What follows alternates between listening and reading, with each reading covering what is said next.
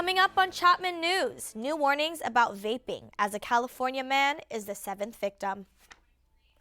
The president threatens to bring in the EPA if Los Angeles and San Francisco don't clean up after the homeless. And we'll introduce you to the class of 2023 as Chapman admits the biggest class of first years ever. All that and more this week on Chapman News. From Dodge College of Film and Media Arts, this is Chapman News.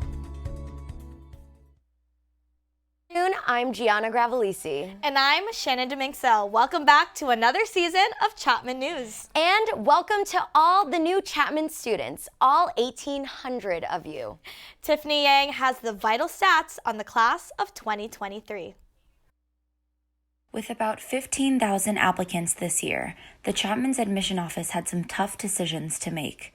But nearly 1,800 lucky students made the cut and now call Chapman their new home. We asked the Office of Admission what stood out about these new Panthers.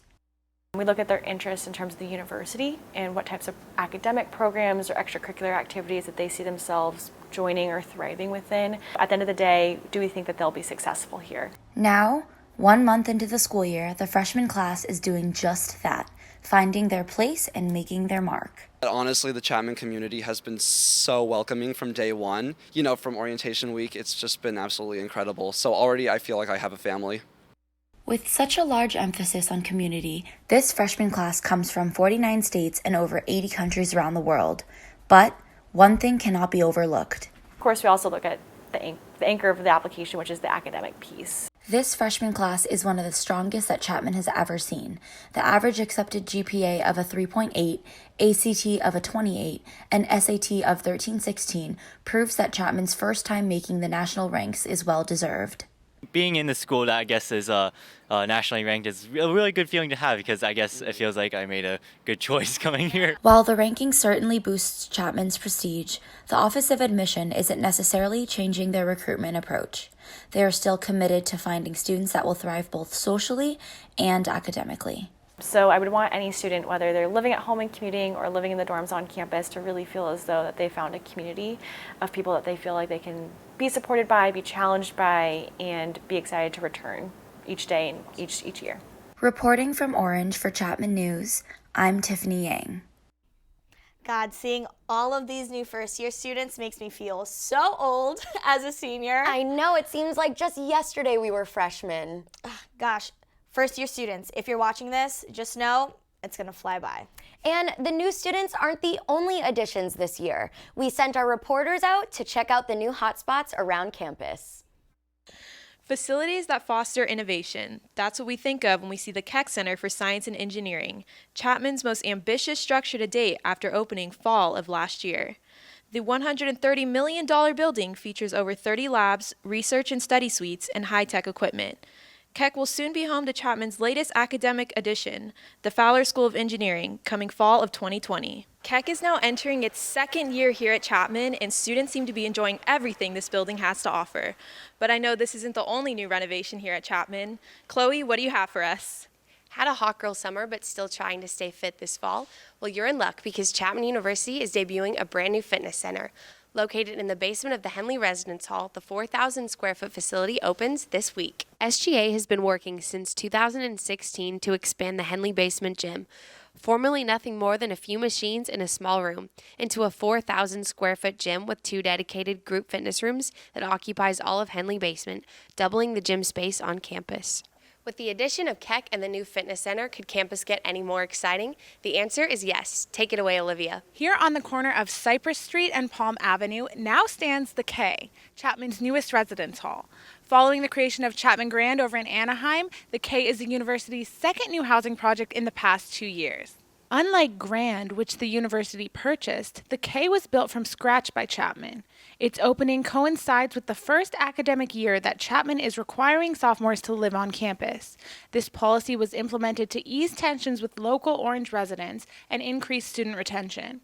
Haley Cooper is one of the sophomores living in the K this year. The K is great. It has so many amenities and places to hang out with your friends. The nearly $50 million dorm sits just steps away from Chapman's Dodge College, making it an ideal residence for students in the film school or those who don't have cars. The K may be the newest renovation on Chapman's ever-changing campus, but it certainly won't be the last. For Chapman News, I'm Olivia Young. All these new buildings are part of the university's proposal to expand its student body by about 20% by 2020. In international news, Iranian Foreign Minister Mohammad Javad warns that any attack on Iran would spark an all-out war.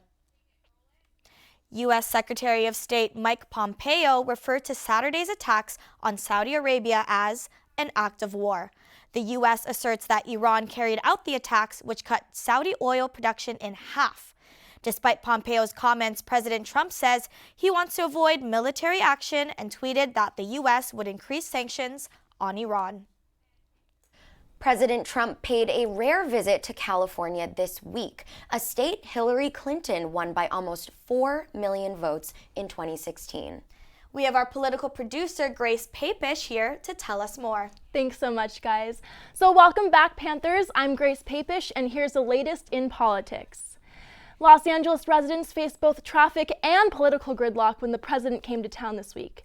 President Trump arrived Tuesday night in Los Angeles to attend a Beverly Hills dinner during a string of fundraisers across the state. The president's California fundraisers are expected to rake in $15 million in total. That's a lot of cash, but that wasn't the only reason for the president's trip. On Wednesday, Trump announced his latest step to reverse climate regulations in California, stating that California cannot legally set air pollution limits on cars and trucks. This move is unpopular among environmentally friendly California and will most likely lead the state to bring its 58th lawsuit against the Trump administration. 100 waivers have been approved over and over and over again. Courts have upheld our rights of these waivers. So I'm confident we'll prevail eventually. While in California, the president also took the opportunity to address the growing homeless problem in San Francisco and Los Angeles. In the case of Los Angeles, it's a disaster. In the case of, if you look at San Francisco, it's a total disaster what's happening, where they're going to ruin those cities. And we're going to get involved very soon on a federal basis if they don't clean up their act. California Governor Gavin Newsom and LA Mayor Eric Garcetti are attempting to work with the administration on the issue, asking for increased federal funding. Both have pledged to put political differences aside. I talked to Kelsey Brewer at the Jamboree Housing Project, a nonprofit committed to affordable housing. So this is a problem that's been 25 years in the making. It's absolutely not going to be solved overnight. It's not necessarily going to be solved in 3 to 5 years or by the next set of elections. But what I am encouraged by, both locally here in Orange County and statewide, is that this is the #1 issue that people are talking about. And when it comes to creating policies that allow for more production of permanent supportive housing, what we need is for it to be a top priority for everybody from local, state to the federal level. The president concluded his trip Wednesday with a $3 million breakfast in LA and a $4 million lunch in San Diego. That's the latest this week. Stay informed and stay curious. For Chapman News, I'm Grace Papish. Controversy on campus continues. The Patriot Front, a white supremacist group, vandalizes Chapman posters again this week. We have Olivia Young in the heart of Chapman's campus with the story. Olivia? Thanks, Gianna. That's right. This past weekend, La Frontera posters on campus were vandalized for a second time, covered with posters promoting white supremacy. La Frontera is a campus-wide examination of border issues, particularly those relating the U.S.-Mexico border. We spoke with Dr. Elisa Leitz, organizer of La Frontera, about why she thinks this vandalism occurred. I think it's happening here because it's happening all across the United States. And we live close enough to the border and in a county with a history of white nationalism. And those two things together are going to produce clashes at different points. Despite the vandalism, La Frontera will continue throughout the semester, examining the border through a number of events, art installations, and lectures. For Chapman News, I'm Olivia Young. Back to you guys in the studio. Thank you so much, Olivia.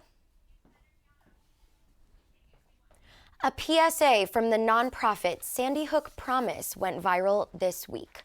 The heart-wrenching video spread across social media, raising awareness about gun safety in schools.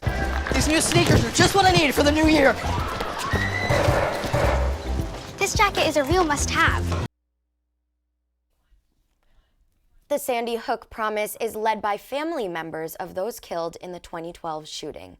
Their goal is to provide programs and practices that protect children and prevent tragedy. One of America's oldest gun makers is temporarily halting production of AR-15s. Colt Manufacturing says there is already an adequate supply of the rifles on the market and claims it is good sense to follow consumer demands. President Dennis Velo continues to state his support for the Second Amendment. Still to come on Chapman News, new warnings about vaping, as more than 500 people in 38 states have been sickened by vaping-related illnesses. And coming up for weather, shocking video out of Houston as tropical storms flood the South.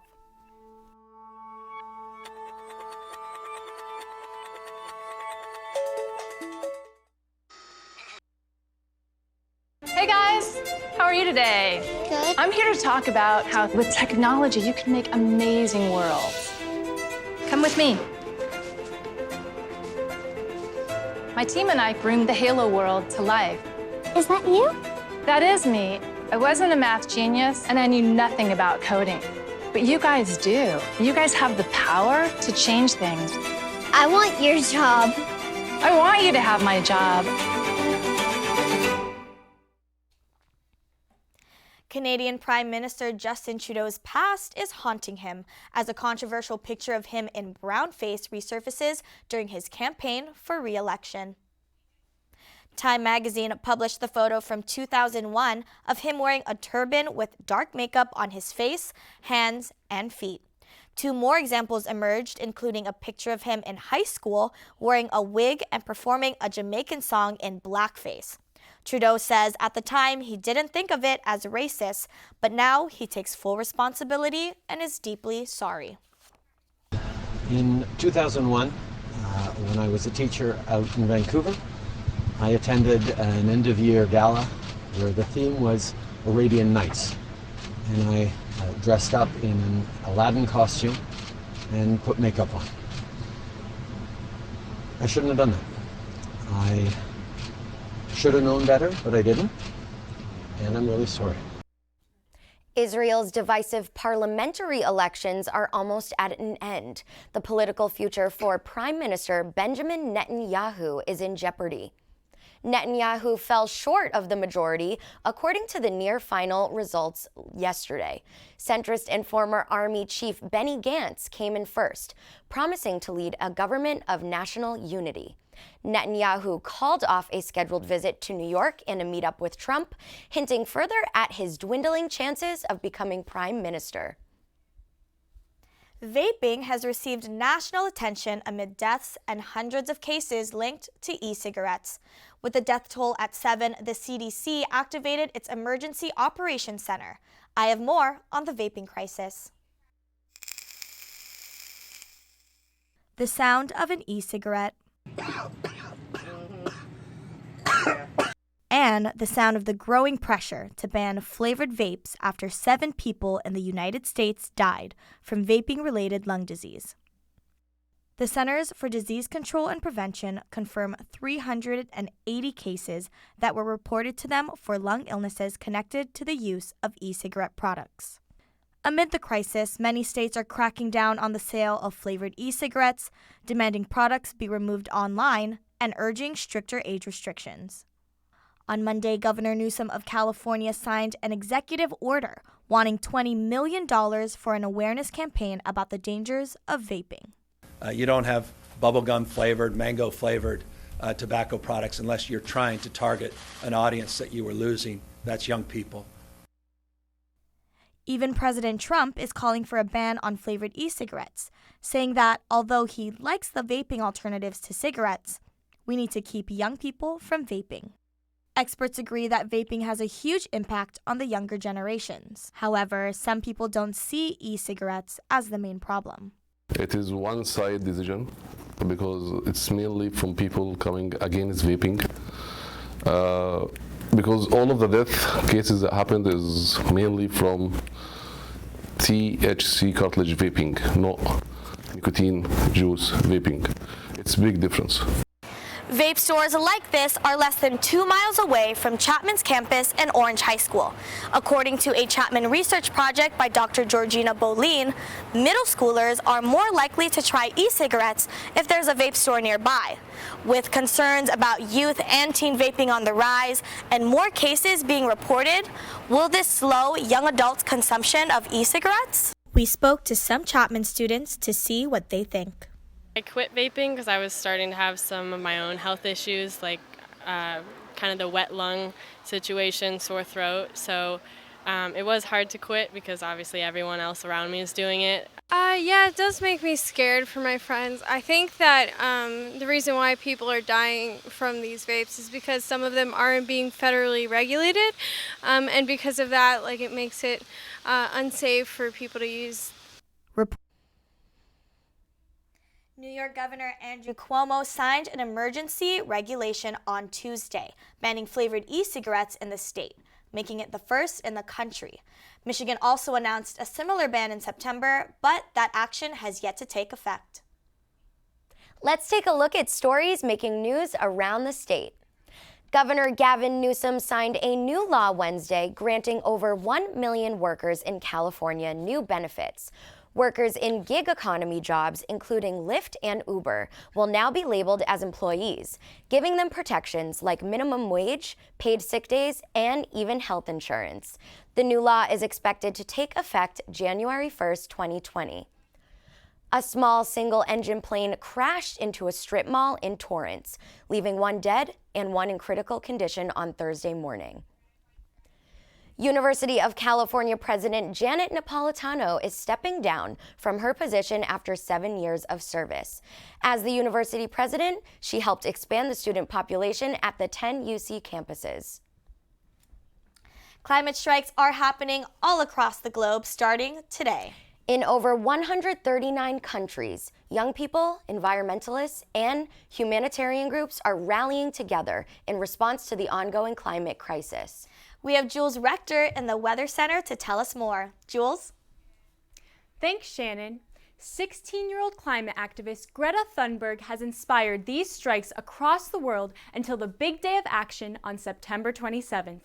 There are a number of rallies continuing today beginning at 3:30 this afternoon in Tustin, Huntington Beach, and Anaheim. We're right in the middle of a record-breaking week. There are currently 6 named storms active in the Atlantic and Eastern Pacific basins, which breaks the record for combined storms in these 2 areas at one time. Hurricane Umberto, the largest of these storms, hit Bermuda as a Category 3 on Wednesday night, causing a power outage for almost 80% of homes. Luckily, no one died in the storm. Meanwhile, Tropical Storm Imelda is causing severe flooding in the eastern parts of Texas. After more than 40 inches of rainfall, thousands of people are being rescued from the area. And for our local weather this week, we're looking at about 77 and sunny right now. Also, the UV index is going to be really low this week, so you won't see too much sun. And for our Orange County weather, we're looking at about 80 in Westminster, 83, like I said, in Orange throughout the week, 79 and 78 in those beach cities, so a little too cold for me to go in the water, but if that's what you like, that's up to you. 75 in San Clemente, 79 in Mission Viejo. We're also looking at 77 in Santa Barbara, 81 in Los Angeles if you're looking to hit up the city this week, 82 in Anaheim, perfect Disneyland weather, 96 in Palm Springs, usually pretty hot there, and 66 in Big Bear Lake. For our 5-day forecast, lows of 60 all throughout the week, partly cloudy today as well as Sunday, and sunny throughout the rest of the week. That's your local weather update for this week. I'm Jules Rector, and enjoy that warm weather this weekend. Looks like it's perfect weather for that Area 51 raid. That and more after the break. And coming up on the Best Campus Sports Show, I'll preview Chapman's matchup with the number 10 team in the country. Stay tuned.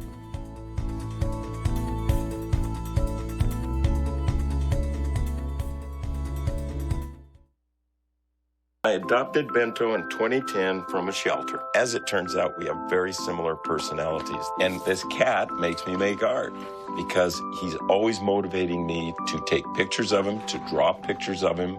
He just is motivating artistically. It's just that simple. Well, he's my best friend, but a lot of people know him as Keyboard Cat.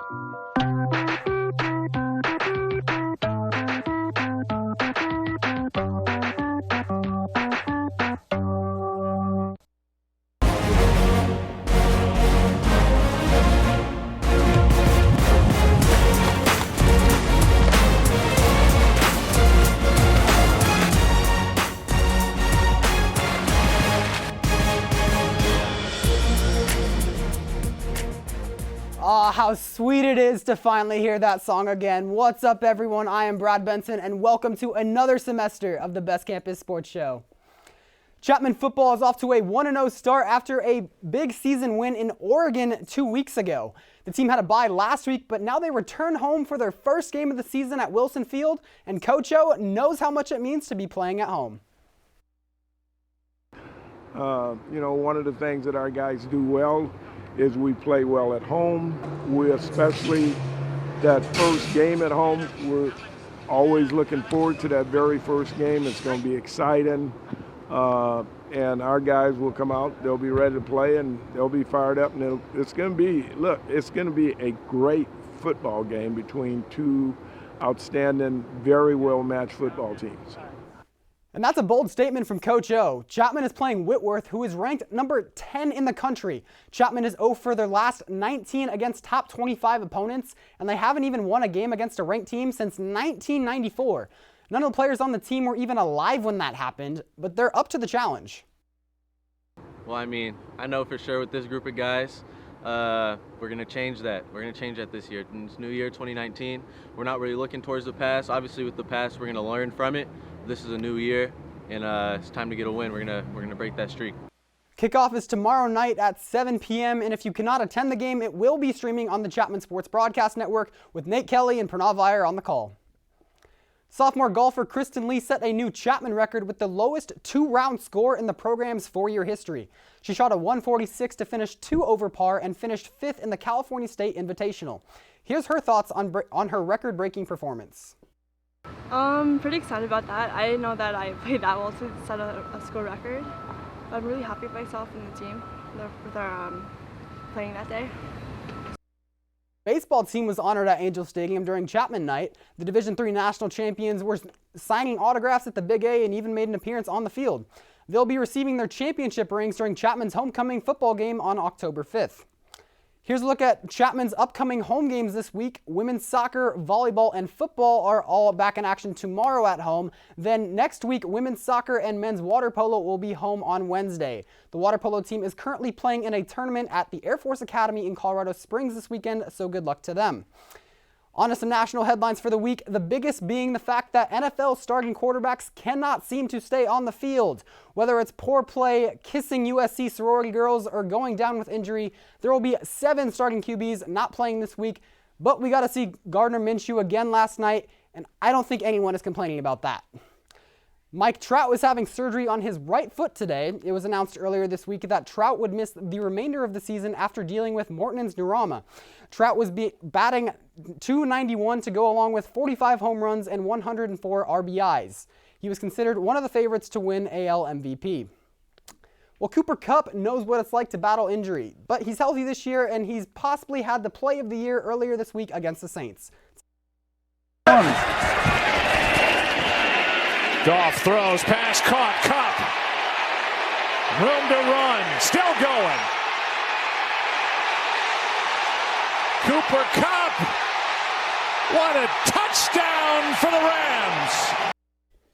Well, I tried reaching out to Tasha Adams, but unfortunately she never got back to me. However, we still need to keep you updated on all things Bachelor, so Brandon Garnsey is up next with entertainment.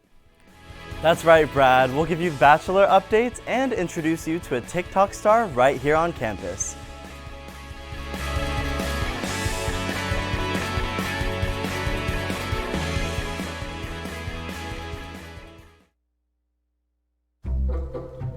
They call me Maxie, but I prefer tripod. I was your above-average four-legged homie, and then wham, bam, minivan. Some people pity me. Now that's lame. I still run, fetch, and swim. And the ladies love me. I'm the ultimate wingman. Just don't ask me to high five.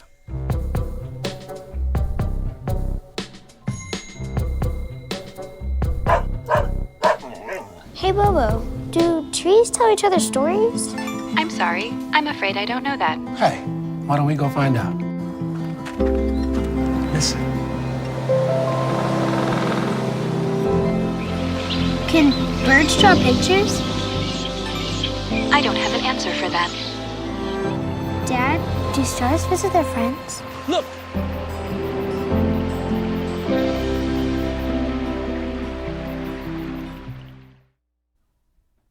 Shannon, the Emmys are this Sunday, and we're actually going to the rehearsal tomorrow. I am so excited, and I've also never seen Game of Thrones, but I know they're gonna sweep again. Well, I binged Ozark all summer, so I'm rooting for Jason Bateman. Well, we have Brandon Lance Garnsey in our entertainment center. Brandon, will you be watching this weekend? Personally, I will not be watching in protest of Big Little Lies being robbed of their Emmy nomination. Hey, what's up, you guys? I'm your entertainment host, Brandon Lance Garnsey. Well, Gianna, you will have to finish binging Friends and The Office before they get snatched off of Netflix in 2021. You should have plenty of time. And you will also have plenty of new content like Seinfeld, which the streaming service bought for over $5 million. Saturday Night Live is also getting rid of something, a cast member. Just 4 days after being hired, comedian Shane Gillis has been fired due to homophobic and racist jokes that resurfaced online.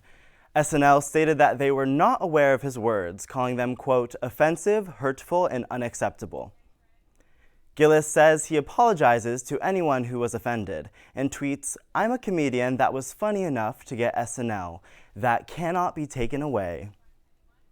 Anyway, the show must go on. SNL will premiere its 45th season on September 28th, with 2 new cast members, one being the first Chinese American in the show's history. Maybe Gillis should try out for The Bachelor. He may need help finding love after those tweets. But he's gonna have to wait until after this season, because we already have a new Bachelor, Peter Weber. Most Bachelor fans know him as the second runner-up from last season of The Bachelorette, while others know him as Delta Airlines @PilotPete on Instagram. Fans are buzzing, but some are criticizing ABC for their lack of diversity.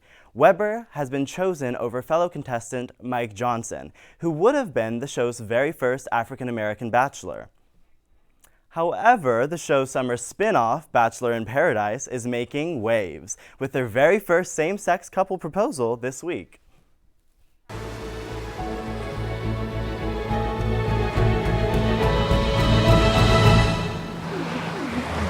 you're not. Christian H. Haggerty. Will you marry me? Of course I will. We love leading ladies on the screen, just like Jenny from The Block, who's now headed into the Best Supporting Actress race after her performance in Hustlers. Front hook, ankle hook, knee hook. From here, you can do the carousel. Just switch and wrap. The film grossed over $30 million at the box office this weekend and put an end to doubts about J-Lo's acting career. The film also stars Lily Reinhart and Constance Wu, with appearances by Cardi B and Lizzo. They may film in the same studio lot, but they absolutely have different opinions on fat shaming. Bill Maher and James Corden took shots at each other on their own talk shows. During the monologue, Maher says that fat is good and that fat shaming doesn't need to end, saying it needs to make a comeback because some amounts of shame is good. James Corden then took to his show, The Late Late Show, to respond. Fat shaming is just bullying. That's what it is. It's bullying. And bullying only makes the problem worse, okay? I don't think stuff like this is going to solve the obesity epidemic. It's not just about being able to see a doctor. It's also about being able to see your I mean, I won't speak for you guys, but I know I will always be on James's side. Now, controversial is one word to describe the Raid Area 51 Facebook page created over the summer. Remember that? Well, today is the planned day to raid Nevada. It may now have turned into a dangerous movement.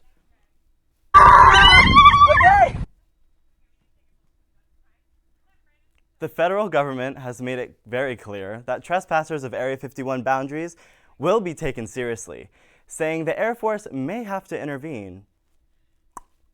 Crazy. The Facebook event had almost 2 million RSVPs. Chapman News does not endorse the idea of going, but I mean, if you do, please make a viral video about it and send it our way. Have fun! I'm definitely hoping to see some viral TikToks from the raid.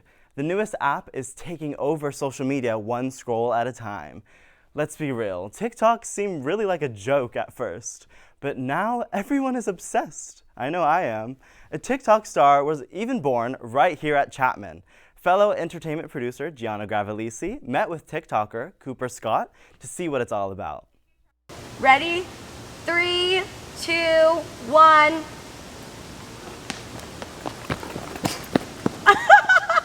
I always used to make short videos, like just more for my friends, I guess. I'd like send them to whoever I thought would think they were funny. Slowly, TikTok kind of blew up in my area, and just in general, I kind of saw TikTok as an opportunity to just kind of get my stuff out there more. And then I realized once I had like a decent following, I was like, hey, I could actually do something with this. I think of TikTok as more of a platform to push off into the next stage of like my life. I think social media in general could be a huge uniting factor for the entire world, because there's certain things that everybody can connect on a very fundamental level, and I feel like social media has the way to reach everybody, to bring people together in that way.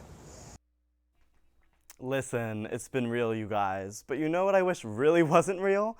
Sean Spicer's outfit on Dancing with the Stars. Ugh. Thank you so much for tuning in. This is the latest in entertainment. I'm Brandon Lance Garnsey for Chapman News. Back to you guys at the desk. Oh, sorry. We were looking at TikTok. Don't miss an episode of Chapman News. Follow our YouTube channel at chapmannews.tv and social media accounts at Chapman News. I'm Gianna Gravelisi. And I'm Shannon Demixel. Have a great weekend, Panthers. And remember, pause up.